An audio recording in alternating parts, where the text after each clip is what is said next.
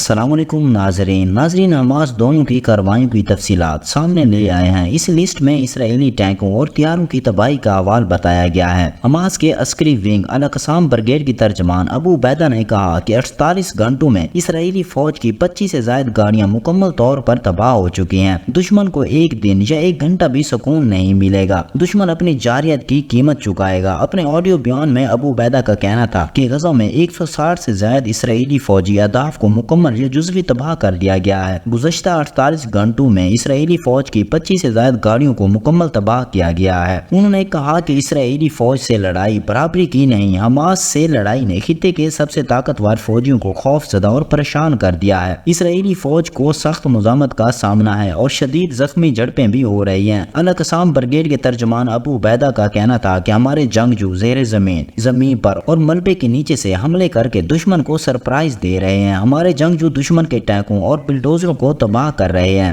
اسرائیلی فوج نے صرف ایک ہی مقصد حاصل کیا اور وہ قتل عام اور مظالم ہے۔ دوسری طرف لبنان کی ایرانی حمایت یافتہ حزب اللہ نے کہا کہ اس کے جنگجوؤں نے اسرائیل کے ساتھ جاری جنگ کے دوران نئے ہتھیار متعارف کرائے ہیں۔ امریکی خبر رساں ادارے ایسوسییٹڈ پریس کے مطابق حزب اللہ نے سنیچر کو بتایا کہ انہوں نے لبنان اسرائیلی سرحد پر ہونے والی جھڑپوں کے دوران ایک نیا میزائل بھی متعارف کرایا ہے اور وہ اسرائیل پر دباؤ بڑھائیں گے۔ حزب اللہ کے سربراہ سید حسن نصر اللہ نے امریکہ پر تنقید کرتے ہوئے کہا کہ وہ واحد ملک ہے جو غزہ پر اسرائیلی جارحیت کو روک سکتا ہے، لیکن وہ ایسا نہیں کر رہا۔ انہوں نے کہا کہ عراق اور شام میں امریکی فوجیوں پر حملے بھی اس وقت تک نہیں رکیں گے جب تک غزہ میں جنگ کا خاتمہ نہیں ہوتا۔ حزب اللہ کے سربراہ کا یہ بیان ایسے وقت میں سامنے آیا جب لبنان کے جنوبی سرحد پر اسرائیلی فورسز کے ساتھ جھڑپوں میں شدت دیکھی جا رہی تھی۔ حزب اللہ نے جمعہ کو شمالی اسرائیل پر 3 خودکش ڈرون حملے کیے تھے۔ اس سے قبل اسرائیل نے شام کے وسطی علاقے میں ایک حملے میں حزب اللہ کے 7 جنگجوؤں کو ہلاک کر دیا۔ جمعرات کو اسرائیل کے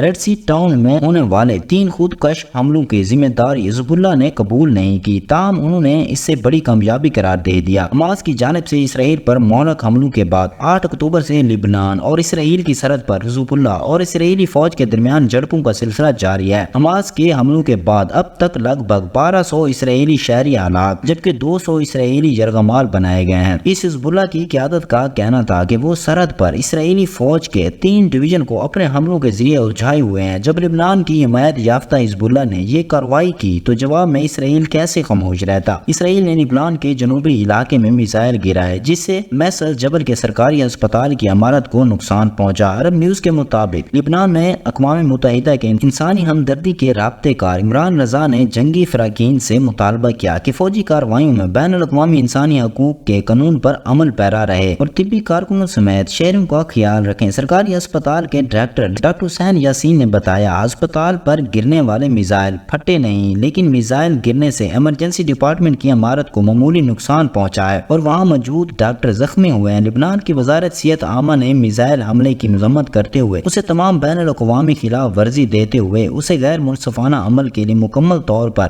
اسرائیلی حکام کو ذمہ دار ٹھہرایا ہے۔ جب دونوں جانب کارروائیاں ہوئی تو حزب اللہ دوبارہ متحرک ہوئی۔ حزب اللہ کے رہنما حسن نصر اللہ نے ہفتے کو اپنے خطاب میں اعلان کیا کہ اپنے دشمن اسرائیل کے خلاف ان کا محاذ فعال رہے گا۔ حسن نصر اللہ کا کہنا تھا کہ حالیہ دنوں میں ان کے مسلح گروپ نے نئی اقسام کے ہتھیاروں کا استعمال کرتے ہوئے اسرائیلی اہداف کو نشانہ بنایا۔ آپریشنوں کی تعداد، حجم اور اہداف کی تعداد میں اضافہ ہوا اور اس کے ساتھ ساتھ ہتھیاروں کے اقسام میں بھی اضافہ ہوا۔ ان کا مزید کہنا تھا حزب اللہ نے برکان نامی میزائل استعمال بھی کیا جس کا پیلوڈ 300 سے 500 کلو گرام کے درمیان ہے اور حزب اللہ نے پہلی بار ہتھیار لیس ڈرون کا استعمال بھی کیا۔ ہم پہلے بھی بتا چکے ہیں کہ حماس اور اسرائیل کی یہ جنگ باہر پھیلتی جا رہی ہے اور اب یہ ثابت بھی ہو رہا ہے۔ اب تک ایران کے صدر ابراہیم رئیسی بھی مسلسل میدان میں موجود ہیں۔ انہوں نے کہا کہ اسرائیلی غزہ پر اتنی بمباری کر چکا ہے کہ 7 ایٹم بم کے برابر ہے۔ خطے میں ہونے والی تمام کارروائیوں میں امریکہ کا ہاتھ ہے۔ اس نے اسرائیلی مظالم کے لیے راہ ہموار کی۔ ہمیں اسرائیل کے جنگی جرائم کا مقابلہ کرنا ہوگا۔ دہشت گرد اسرائیل فوری طور پر غزہ سے باہر نکل جائے۔ ہمیں غزہ کے مسئلے کا حل تلاش کرنا ہے۔ فلسطین امت مسلمہ کا فخر کا نشان ہے اور اسرائیل غزہ میں بمباری کے ذریعے نئی نسل کو ختم کر رہا ہے۔ وہاں ہونے والے ظلم تمام عالمی قوانین کا مذاق اڑا رہے ہیں۔ غزہ کو دنیا کے سب سے بڑی جیل بنایا گیا ہے۔ میرا عالمی برادری سے سوال ہے کہ غزہ کے شہداء کا کیا قصور ہے؟ شہید خواتین کا کیا قصور ہے؟ ہمیں بتایا جائے شہید ہونے والے بچوں کا کیا قصور ہے؟ ہے۔ امریکہ اسرائیل کے ساتھ جنگی جرائم میں شریک ہو رہا ہے۔ وہ غزہ کو تباہ کرنے کے لیے اسرائیل کو بڑے پیمانے پر جنگی ہتھیار اور حکومات فراہم کر رہا ہے۔ ہمیں اسرائیلی جارحیت روکنے کے لیے مشترکہ لائحہ عمل بنانا ہوگا۔ تو دوستو آج کی ویڈیو اتنے ہی، ملتے ہیں نیکسٹ ویڈیو کے ساتھ، تب تک کے لیے اللہ حافظ۔